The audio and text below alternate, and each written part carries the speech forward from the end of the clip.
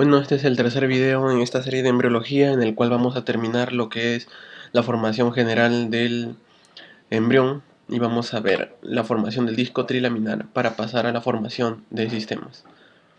En cuanto a la formación del disco trilaminar, también llamada gastrulación, vemos que la gastrulación consiste en la formación de las tres capas básicas germinales, ectodermo, mesodermo y endodermo a través de una estructura primaria llamada estría primitiva que se desarrolla en el epiblasto, que al principio muestra una indentación llamada hoyo primitivo en su región rostral, que es el nodo primitivo, y caudalmente una muesca primitiva, todo causado por proliferación de células del epiblasto en su migración para formar el mesodermo y posteriormente el endodermo.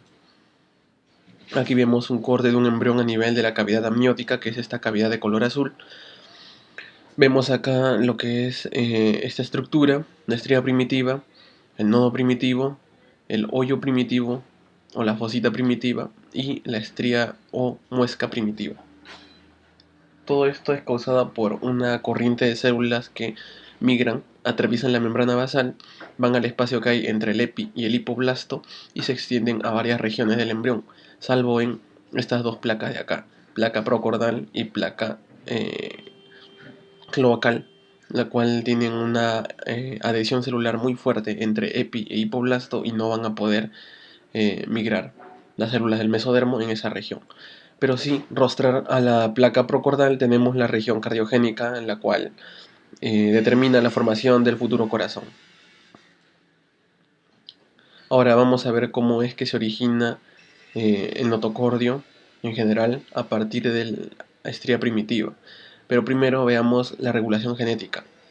Nuestro cuerpo tiene que ser distinto tanto de izquierda a derecha como dorsal ventral. Ya vimos en en el disco bilaminar que ya hay una especie de cefalización y caudalización del embrión, pero acá vamos a ver lateralización. En el nodo primitivo se va a secretar un factor llamado nodal y también el factor de crecimiento fibroblástico tipo 8. Esto a su vez ha sido investigado y se cree que es debido a la expresión de 5-hidroxitriptamina o serotonina a nivel del lado izquierdo del embrión. Esto a su vez determina que se expresen estos factores, además del LEFT1 y LEFT2 en el lado izquierdo, pero en el lado derecho no se van a expresar debido a que existe monoaminoxidasa, la cual inhibe la expresión y la secreción de 5-hidroxitriptamina, y es así como se establece la primera diferenciación izquierda-derecha.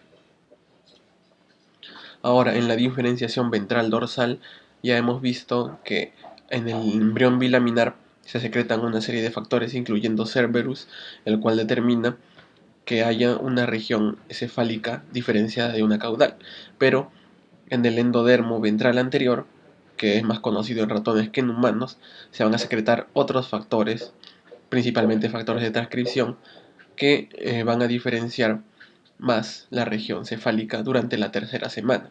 En la tercera semana también se secreta Cerberus, que no es un factor de transcripción, sino es una proteína secretada. En cuanto al mesodermo, que se encuentra entre el ectodermo y el endodermo, va a tener que definir si es ventral o dorsal. El mesodermo ventral expresa el factor de crecimiento fibroblástico y la proteína morfogenética del hueso tipo 4.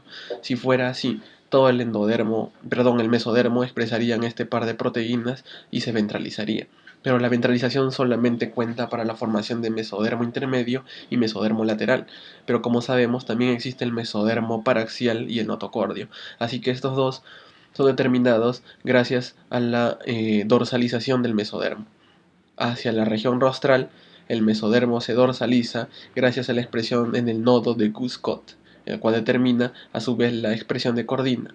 Se suma a la noguina y a la folistatina y inhiben al factor de crecimiento fibroblástico y a la proteína morfogenética del hueso a nivel rostral. Es así que el mesodermo rostral dorsal depende de estos cuatro factores principalmente. Y el mesodermo caudal dorsal tiene su símil en el Brachyury, el cual inhibe estos dos pero a nivel caudal, y es así como se diferencia dorsal de ventral. Bueno, tenemos un embrión de unos 16 días, ya para 18 días, que es más abajo, en el cual ya vemos que se ha formado la estría primitiva, la fosita primitiva, el nodo primitivo, y ya está empezando a excavar las células en el futuro canal notocordal, que es este. 18 días ya se ha formado, término de 19 días ya ha tocado la placa procordal y se queda allí, ya que no la puede atravesar. Proceso notocordal, mesodermo intraembrionario.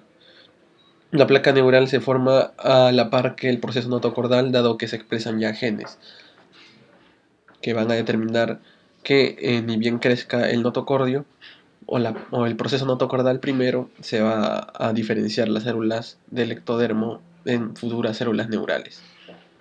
Vemos acá cómo progresa rápidamente de 15 a 17, de 17 a 18 aumenta considerablemente el área de la placa neural y a los 21 días o final de la tercera semana ya se extiende hasta su máxima extensión la notocorda. Ahora, el mesodermo intraembrionario, que es producto de la migración de células del epiblasto, tiene 3 compartimientos principales y uno más si es que consideramos el eje axial, el mesodermo paraxial, intermedio y lateral. El notocordio y la región cardiogénica son producto del mesodermo axial. El ectodermo a su vez va a formar el neuroectodermo y la cresta neural. Y el endodermo va a formar diferentes órganos viscerales y tubo digestivo.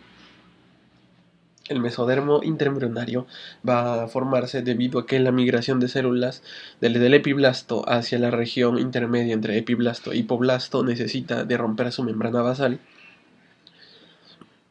a través de diversos factores. Desplaza este espacio que antes existía entre estas dos capas y una migración posterior va a desplazar el hipoblasto hacia el lado lateral y se va a constituir en el endodermo intraembrionario. Se van a diferenciar tanto la región dorsal como la ventral, tanto por los factores de crecimiento como los factores de transcripción. Hemos visto que la proteína morfogenética del hueso es la que ventraliza. Si es así, no debería estar expresada en una región predominantemente dorsal como es el tubo neural. Es así que el erizo sonic, que es secretado desde el notocordo y probablemente el factor de crecimiento más conocido en la embriología, sea el que se encargue de inhibir esta proteína morfogenética del hueso. Se pliega y más allá de la cuarta semana ya se forma el tubo neural. Esto todavía no está presente a nivel de la tercera semana, así que no lo vamos a tocar mucho hasta que veamos formación del sistema nervioso.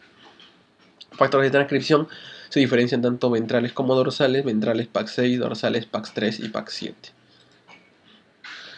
Bueno, los factores que se expresan a partir del tubo neural también son importantes en la diferenciación del mesodermo paraxial. Si bien es cierto, nosotros no lo debemos ver todavía, porque aquí ya implica un tubo neural ya formado, es interesante ver el destino de ese mesodermo paraxial. Ese mesodermo paraxial se divide en una parte ventral, que es estimulada por el erizo sonic secretado desde la parte ventral del tubo neural y de notocordio para formar el futuro hueso a partir de esta región esclerótomo del somite, que es una condensación del mesodermo paraxial.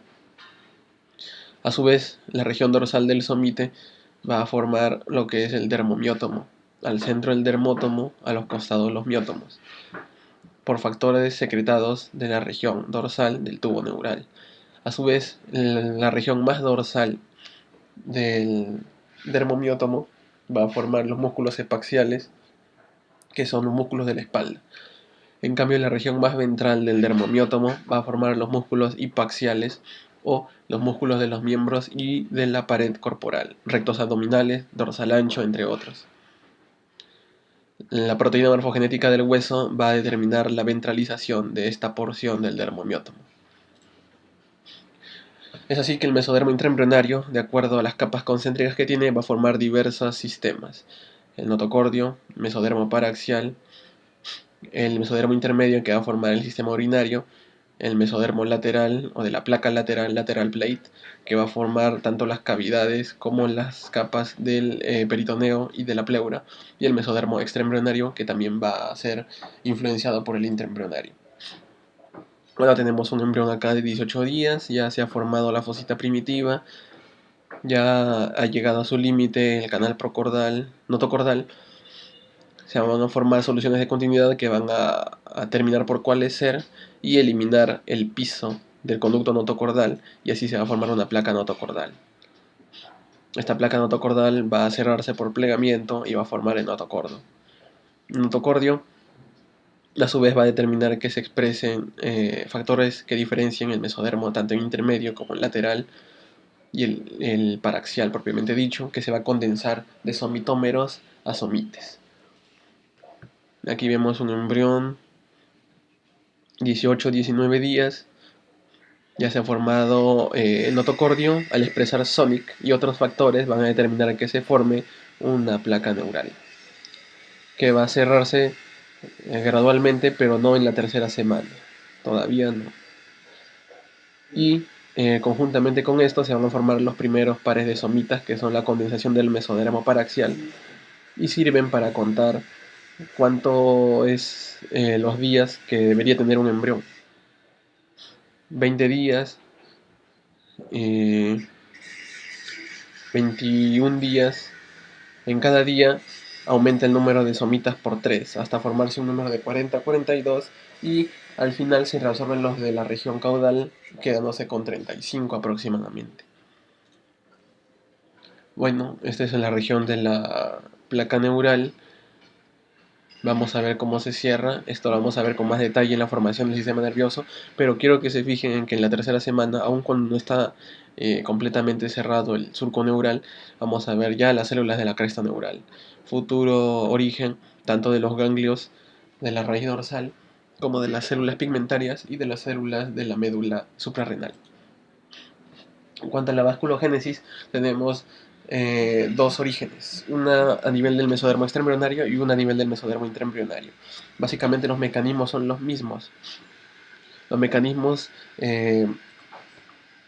incluyen una serie de células llamadas angioblastos, los cuales se juntan en clústeres angiogénicos y se forman los primordios de los endotelios y de las células sanguíneas, las que están en la periferia y las que están en el centro. Rodean al embrión y forman la primera circulación, la cual se une en diferentes puntos, tanto la del cordón como la de las vellosidades, que a nivel del final de la tercera semana ya son terciarias, es decir, tienen tanto componente vascular como mesenquimal y también del citotrofoblasto. Se unen con la circulación intraembrionaria y se unen con la circulación del saco vitelino, el cual, hasta que no se une el cordón umbilical, desempeña un papel de difusión de nutrientes y de desecho. ¿Cómo es que se diferencia esta formación de vasos? Tenemos dos mecanismos.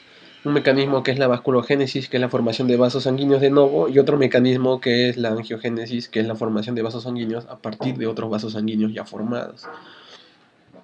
Las células del mesodermo son influenciadas por el factor de crecimiento fibroblástico tipo 2 a partir de su receptor, las cuales van a su vez dar lugar a la formación de vasos sanguíneos en sí o de mangioblastos para la formación de células sanguíneas, dependiendo del factor de crecimiento derivado del endotelio o vascular, tipo receptor 1 o tipo receptor 2. Más que nada el factor es el mismo, pero lo que va a diferenciar esto es el tipo de receptor, el cual es indiferente cuando hablamos de angiogénesis, porque la angiogénesis es estimulada por ambos receptores, una vez que ya se han formado los vasos y la maraña se estabiliza con uniones intercelulares mediante los factores de crecimiento derivados de plaquetas y el factor de crecimiento transformante beta. Vamos a volver a darle un vistazo en la formación del sistema circulatorio. Estas imágenes, tanto esta como la del mecanismo genético de la formación del mesodermo paraxial, les he tomado del libro de Developmental Biology de Scott Gilbert, que puede ser leído libremente en NCBI. Bueno, eso es todo, gracias, y nos preparamos para la presentación de los videos de embriología de sistemas y su histología.